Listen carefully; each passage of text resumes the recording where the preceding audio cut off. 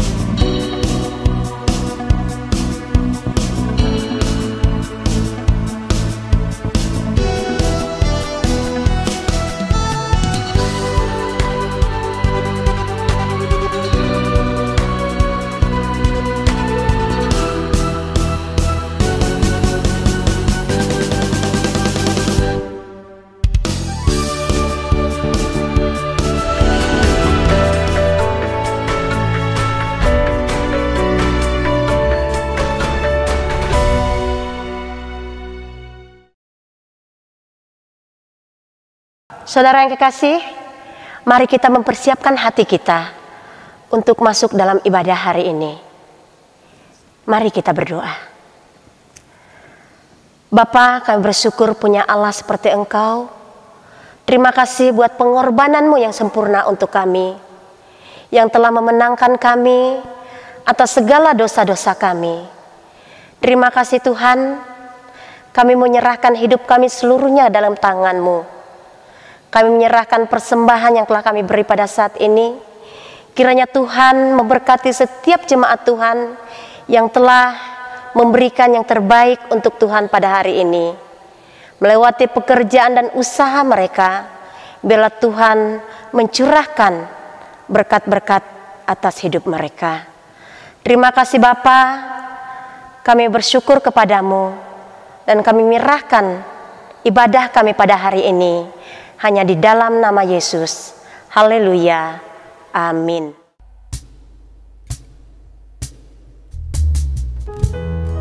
Sungguh pengorbanan-Mu sempurna bagi setiap kami. Kami mau bersyukur dan kami mau menghargainya Tuhan.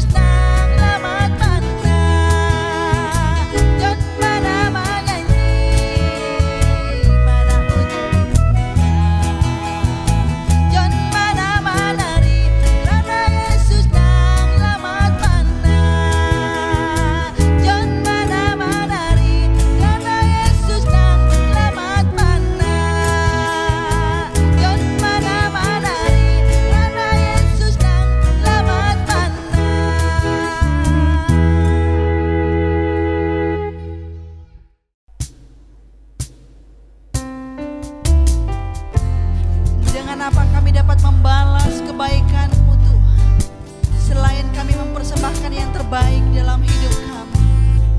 Haleluya.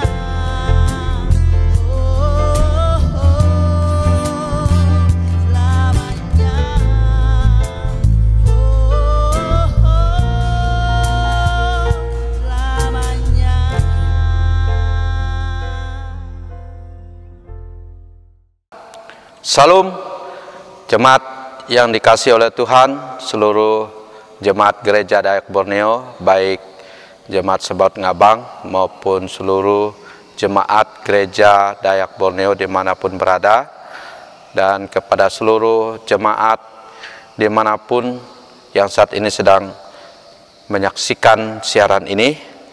Mari kita bersama-sama untuk mempersiapkan hati mendengarkan firman Tuhan. Mari kita tundukkan kepala, kita berdoa. Bapa kami dalam sorga, pada pagi hari ini kami menyerahkan pemberitaan firman Tuhan dalam rangka hari kebangkitan Yesus, hari Paskah. Kami mau menyerahkan ke dalam tangan-Mu. Kami minta Roh Tuhan bekerja memberkati firman Tuhan ini. Tuhan menjamah, memberkati setiap orang mendengarkannya. Terima kasih Tuhan, bila ada intervensi kuasa setan, iblis ingin mengambil benih firman yang ditaburkan, kami tolak, patahkan, hancurkan dalam nama Yesus. Terima kasih Tuhan, pimpin pemberitaan firman Tuhan ini. Dalam nama Yesus kami berdoa dan mengucap syukur. Haleluya. Amin. Saudara yang dikasihi oleh Tuhan, firman Tuhan pagi hari ini, hari kebangkitan Tuhan Yesus Kristus, hari Paskah, kita akan buka firman Tuhan dalam Matius pasal 28 ayat yang ke-11 sampai pada ayat yang ke-15.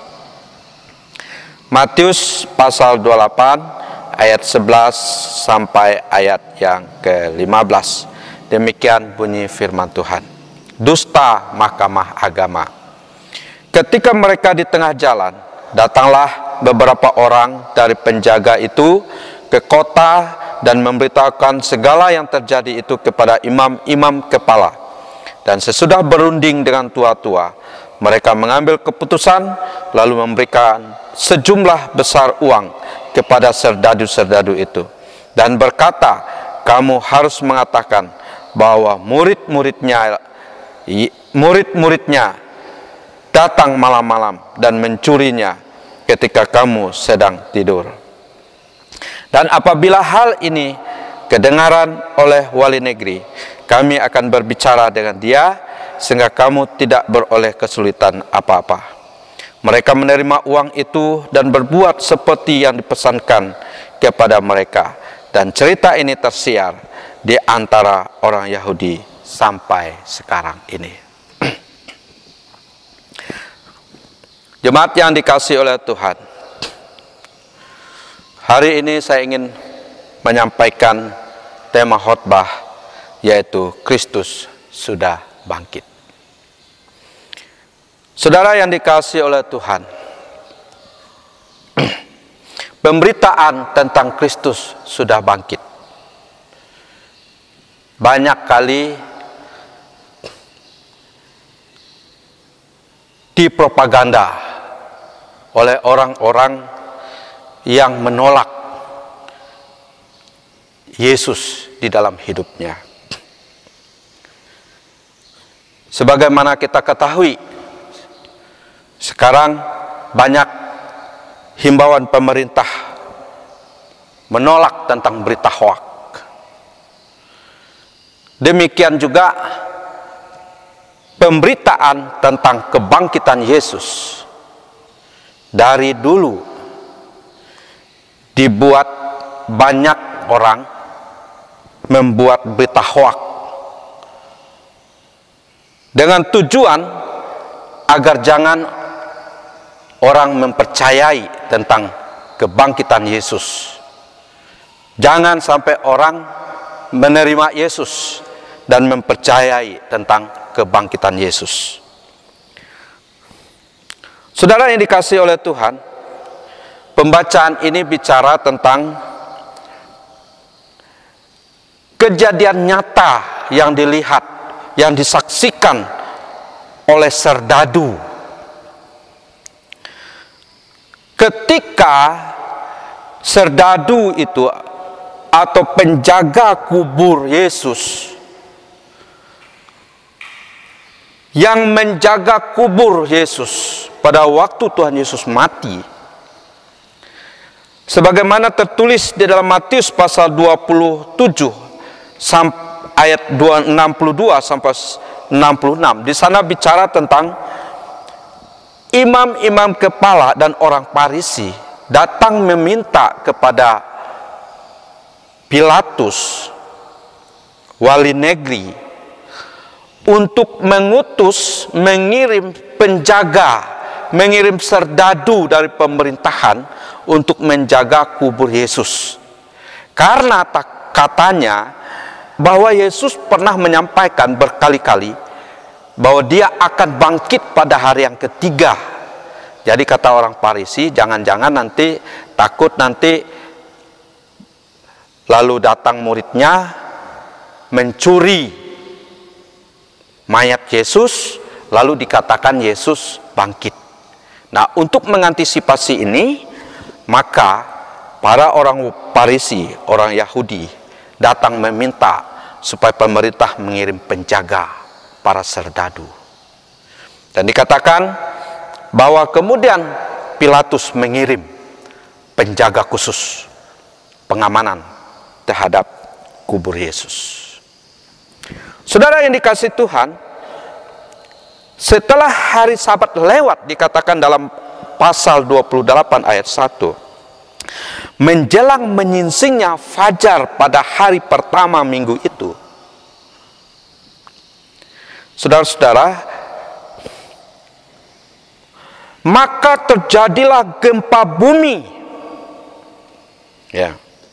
Dalam ayat yang kedua, terjadilah gempa bumi yang hebat, sebab seorang malaikat Tuhan turun dari langit dan datang ke batu itu dan menggulingkannya, lalu duduk di atasnya.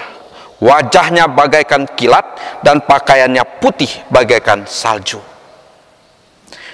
Dan ayat yang keempat dikatakan bahwa penjaga-penjaga itu gentar ketakutan dan menjadi seperti orang-orang mati. Jemaat yang dikasihi oleh Tuhan, pagi-pagi benar hari Minggu, penjaga kubur ini menyaksikan langsung terjadi gempa bumi yang dahsyat. Turun malaikat dari surga, wajahnya bagaikan kilat dan pakaiannya putih bagaikan salju. Kemudian turun dari langit dan datang ke batu itu dan menggulingkan batu penutup kubur Yesus. Lalu kemudian malaikat itu berkata, ia berkata, janganlah kamu takut, sebab aku tahu kamu mencari Yesus yang disalibkan itu. Ia tidak ada di sini, sebab ia telah bangkit, sama seperti yang ia telah katakannya. Mari lihat tempat ia berbaring. Saudara yang dikasihi oleh Tuhan, Yesus sudah bangkit. Selain dari penjaga-penjaga ini, ada juga Maria Magdalena dan Maria yang lain yang waktu itu datang mau menjenguk kubur Yesus, dan mereka menyaksikan apa yang terjadi pada waktu itu. Dan dikatakan di sini bahwa penjaga-penjaga itu, serdadu-serdadu itu begitu gentar ketakutan dan menjadi seperti orang-orang mati karena ketakutan melihat kejadian itu. Ketika mereka melihat kubur Yesus, tempat Yesus berbaring, setelah dibuka pintu yang ditutup dari batu besar, dibuka oleh malaikat itu, mereka lihat kosong. Yesus sudah bangkit. Malaikat katakan kepada Maria Magdalena dan kepada Maria yang lain bahwa segera sampaikan kepada murid-murid yang lain bahwa ia telah bangkit dari antara orang mati. Saudara yang dikasihi oleh Tuhan, Yesus telah bangkit. Yesus telah bangkit. Dia telah bangkit.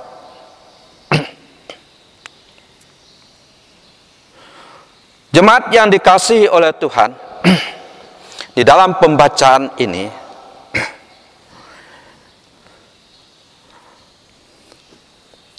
setelah serdadu ini menyaksikan semua kejadian ini, serdadu ini pergi ke kota, kemudian melaporkan kejadian ini, peristiwa ini, kepada imam-imam kepala dan kepada orang-orang Farisi, seperti yang dikatakan dalam ayat yang ke-11. Ia menyampaikan berita ini. Lalu apa yang terjadi? Sesudah berunding dengan tua-tua, lalu imam kepala dan tua-tua, kemudian mereka mengambil keputusan untuk menyogok serdadu ini. Dan tidak main-main, dikatakan dalam ayat ini bahwa ia memberikan sejumlah uang yang besar, sejumlah besar uang kepada serdadu-serdadu itu, dalam ayat yang ke-12. Dan mereka berkata, kamu harus mengatakan bahwa murid-muridnya datang malam-malam dan mencuri ketika kamu sedang tidur. Jemaat yang dikasihi oleh Tuhan, serdadu ini disuruh menyampaikan berita yang tidak benar. Serdadu ini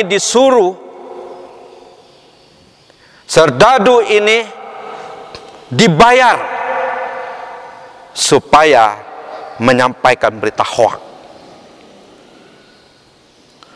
bahwa mayat Yesus itu dicuri pada waktu kalian sedang tidur, dan kamu harus kasih tahu seperti ini, dikatakan ayat ini. Saudara yang dikasihi oleh Tuhan, mereka menerima uang itu dalam ayat yang ke-15 dan berbuat seperti yang dipesankan kepada mereka, dan cerita ini tersiar di antara orang Yahudi sampai sekarang ini. Jemaat yang dikasihi oleh Tuhan, serdadu-serdadu ini menerima uang, penjaga-penjaga ini menerima uang, dan kemudian mereka menceritakan seperti yang dipesankan oleh para imam besar ini. Dan berita ini tersebar di tengah orang Yahudi sampai sekarang ini. Jemaat yang dikasihi oleh Tuhan, Yesus sudah bangkit.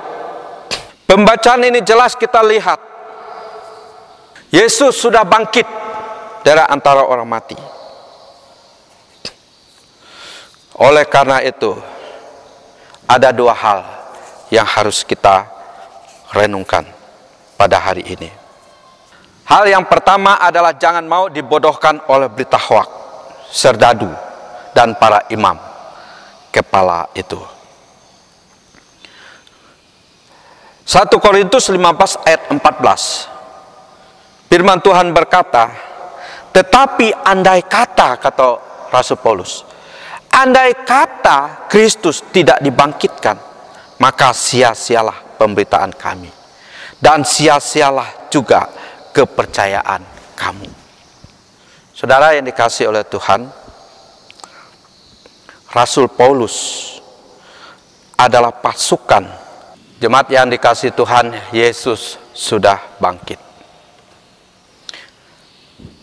Rasul Paulus mengatakan dalam 1 Korintus 15 ayat 14, tetapi andai kata Kristus tidak dibangkitkan, maka sia-sialah pemberitaan kami, dan sia-sialah juga kepercayaan kamu. Jika Kristus tidak dibangkitkan, maka sia-sialah kepercayaan kamu dan kamu masih hidup dalam dosa. Dikatakan dalam 1 Korintus 15 ayat 20. Tetapi yang benar firman Tuhan katakan bahwa Kristus telah dibangkitkan dari antara orang mati sebagai yang sulung dari orang-orang yang telah meninggal. Jemaat yang dikasihi oleh Tuhan, sebagaimana kita ketahui, Rasul Paulus dulu disebut Saulus. Dia juga adalah imam kepala orang Yahudi yang tidak mempercayai tentang Yesus, dan bahkan ia memimpin pasukan untuk pembunuhan, penganiayaan terhadap orang Kristen pada zaman itu. Ketika ia sedang menuju satu kota untuk membunuh orang Kristen di Damsyik, lalu kemudian ia tersentak, ia melihat satu terang besar. Lalu ia mendengar, ia bertanya, siapakah engkau? Lalu terang itu berkata, akulah Yesus yang kamu aniaya. Pergilah kepada satu tempat, kamu akan didoakan, bertemu dengan seorang hambaku, dan engkau menjadi seorang hambaku. Saudara yang dikasihi oleh Tuhan, semenjak Yesus, semenjak Rasul Paulus berjumpa dengan Kristus, ia melihat terang besar, dan ia tidak bisa melihat secara mata lagi. Ia langsung tersungkur, dan suara itu berkata, akulah Yesus yang kamu aniaya. Semenjak itu ia bertobat dan berubah. Dia menjadi seorang rasul, pemberita Injil. Saudara yang dikasihi oleh Tuhan, karena itu Rasul Paulus katakan, kalau Yesus tidak dibangkitkan, ngapain saya capek-capek percaya Yesus? Kalau Yesus tidak dibangkitkan, sia-sia pemberitaan firman Tuhan kita. Tetapi yang benar adalah Kristus sudah dibangkitkan dari antara orang mati. Jemaat yang dikasihi oleh Tuhan, karena itu jangan mau dibodohkan oleh berita hoak, berita serdadu yang disebarkan dari zaman dulu, dari serdadu yang menerima suap ini, dari para imam kepala. Seperti yang kita ketahui, seringkali kita dengar orang-orang ngomong, kalau kita diskusi tentang Kristus, banyak orang yang bilang bahwa Yesus itu tidak bangkit, mayatnya dicuri, persis seperti apa yang disampaikan dalam Alkitab ini. Alkitab berkata bahwa cerita ini tersiar di antara orang Yahudi sampai sekarang. Berita hoak ini disampaikan terus dan diteruskan oleh mereka sampai sekarang ini. Dan seringkali ada orang Kristen yang menjadi lemah. Dan saudara yang dikasihi oleh Tuhan, firman Tuhan berkata Yesus sudah bangkit. Karena itu jangan mau dibodohkan oleh berita hoak. Hari ini adalah hari perkenanan itu. Apabila saudara mendengar firman Tuhan, jangan keraskan hatimu seperti di Meribah. Kepada orang-orang yang masih mengeraskan hatinya, seperti para imam dan ahli Taurat yang membuat hoak. Sampai kapan saudara mengeraskan hati untuk mempercayakan hidupmu kepada Kristus? Propaganda apa lagi dan hoak apa lagi yang saudara mau buat untuk menyangkal kebangkitan Kristus? Bukankah semua yang sudah disaksikan oleh serdadu-serdadu ini sudah jelas kepada para imam besar dan kepala orang Yahudi? Sebenarnya waktu itu Tuhan tunjukkan kepada serdadu-serdadu itu kebangkitan Kristus langsung di mata mereka. Dan mereka menyampaikan kepada kepala imam yang menyalibkan Yesus. Sebenarnya Tuhan sedang menawarkan berita pengampunan kepada mereka. Sekiranya imam-imam itu menjadi sadar dan kemudian mereka bertobat dan kemudian mereka sadar dan menerima Yesus. Tetapi mereka begitu sombong. Mereka menolak tawaran itu. Saudara yang dikasihi oleh Tuhan, dari dalih apalagikah yang saudara mau buat untuk menolak Kristus? Berita apalagikah yang saudara mau buat untuk menolak Kristus? Yesus telah bangkit. Dan apa yang dikatakan, disampaikan oleh serdadu-serdadu itu disaksikan. Yesus sudah bangkit. Karena itu apabila sudah mendengarkan firman Tuhan, jangan keraskan hati. Bukalah hati, terimalah keselamatan untuk hidup Anda. Firman Tuhan berkata, ia berdiri di muka pintu hati. Barang siapa yang membuka pintu hatinya, ia mengetuk pintu hati. Barang siapa yang membuka, maka ia akan masuk dan mendapatkannya. Jemaat yang dikasihi oleh Tuhan, Yesus telah bangkit. Ada dua hal yang harus kita ingat. Yang pertama, jangan mau dibodohkan oleh berita hoak serdadu dan para imam kepala orang Yahudi yang membohongi dunia tentang kenyataan kebenaran bahwa Yesus bangkit dengan menyogok uang untuk menyampaikan berita hoak. Jangan mau dibodohkan. Firman Tuhan berkata 1 Korintus 15 ayat 58. Karena itu saudara-saudaraku yang terkasih, berdirilah teguh, jangan goyah, dan giatlah selalu dalam pekerjaan Tuhan. Sebab kamu tahu bahwa dalam persekutuan dengan Tuhan, jerih payahmu tidak sia-sia. Dan yang kedua, kepada orang-orang yang selama ini masih mempertanyakan tentang kebangkitan Kristus, yang sedang berusaha untuk mencari berita-berita hoak, menangkal, membuat penyangkalan terhadap kebangkitan Kristus, yang tidak mau percaya kepada Yesus. Firman Tuhan mengingatkan hari ini, Tuhan menawarkan kepada saudara, kapankah saudara membuka hati? Sampai kapan saudara mengeraskan hati? Sampai kapan saudara berteluk lutut di bawah kaki Kristus? Dan sampai kapan saudara berkata, Yesus, Engkaulah Tuhanku, Engkaulah Juru Selamatku, Engkau telah mati di atas kayu salib menebus dosaku, dan Engkau telah bangkit dari antara orang mati, mengalahkan kematian bagi setiap orang percaya. Biarlah firman Tuhan memberkati kita semua. Yesus telah bangkit. Mari kita berdoa. Bapa di sorga, hamba telah selesai berbicara. Hamba terbatas adanya. Tapi kami percaya Roh Kudus tidak pernah terbatas. Bila Engkau memberkati setiap firman Tuhan yang ditaburkan, Kau jamah semua orang yang mendengarkan firman Tuhan ini.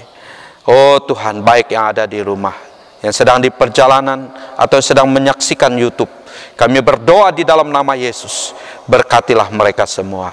Jamah mereka Tuhan. Terima kasih Bapa, terpujilah namamu. Di dalam nama Tuhan Yesus Kristus, kami berdoa dan mengucap syukur. Haleluya, haleluya. Yang percaya katakan, amin. Jemaat yang dikasihi Tuhan, mari kita arahkan hati kepada Allah. Marilah kita terima berkat dari Tuhan. Kiranya Tuhan memberkati engkau dan melindungi engkau. Tuhan menyinarimu dengan wajahnya dan memberi engkau kasih karunia. Tuhan menghadapkan wajahnya kepadamu dan memberi engkau damai sejahtera. Mulai hari ini sampai Tuhan datang kedua kali, hari Maranatha, dan sampai selama-lamanya. Amin.